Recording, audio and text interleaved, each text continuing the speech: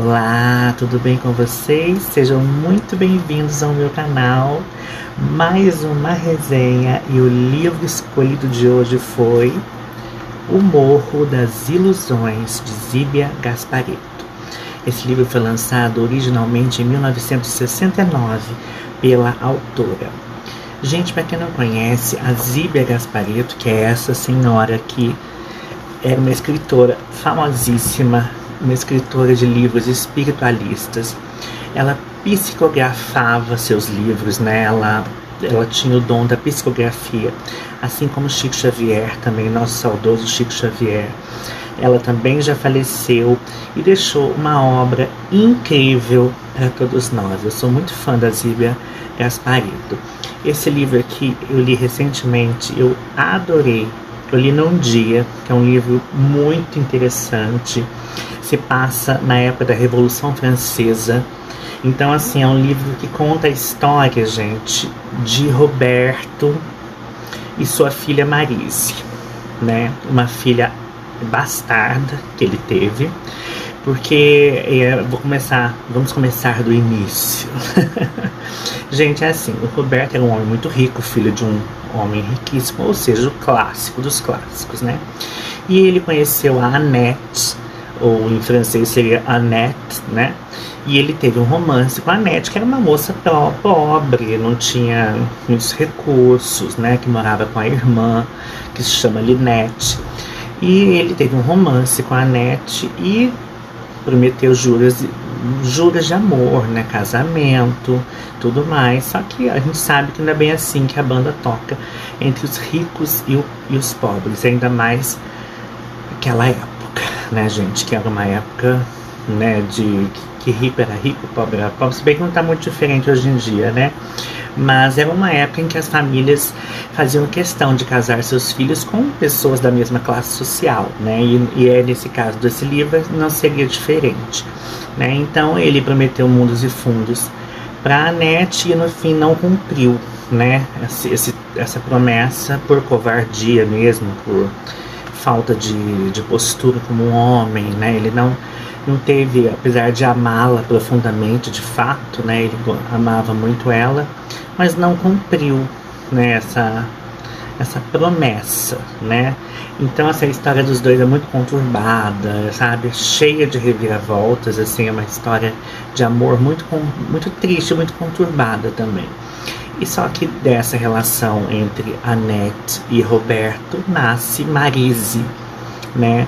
Que é uma jovem que foi criada com a mãe fora da cidade, que a cidade fictícia desse livro é Ateio, né? Que é onde acontece a história, e a mãe vai embora para ter essa criança em outro lugar. Ela não vai ficar na cidade, ela abandona tudo, né? Ela não vai querer ficar. Porque assim, na verdade, no começo eles tentam morar junto fora da cidade, então ela tenta fugir com o Roberto, mas aí tem toda a história da influência da família dele, que vai impedir que eles fiquem juntos, né? E ele já estava de casamento marcado com outra pessoa. Então, assim, é uma história clássica daqueles amores impossíveis, né? Então a Annette acaba tendo essa filha sozinha, se casando, né, com outra pessoa, inclusive um homem muito rico. Ela ficou uma mulher bem de vida, não, obviamente que não tão rico quanto o Roberto, mas ela teve uma vida classe média alta com essa menina, que foi criada como, né, enteada desse rapaz. E logo em seguida ela resolve enviar a filha para a cidade de Ateio, para a casa da irmã dela, que se chama Linette, que trabalha com o Frei Antônio, que é o padre da cidade. Ele que faz os intercâmbios familiares, né? Então ele que vai trazer e vai hospedar essa menina na casa dele, porque a Linette era uma viúva, né, que cuidava desse padre Frei Antônio, que era conhecido como Senhor Cura, tá? Ele tem um papel importante na história, ele é o apaziguador da história, né? E a Marise vem pra cá, e chegando aqui tem todo esse problema com o pai, né? De mágoas, de ressentimentos, porque ela tem muita mágoa desse homem que abandonou a mãe dela, né?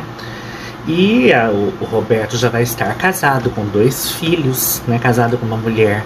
Esqueci o nome da esposa dele agora, não vou nem arriscar falar o nome da esposa.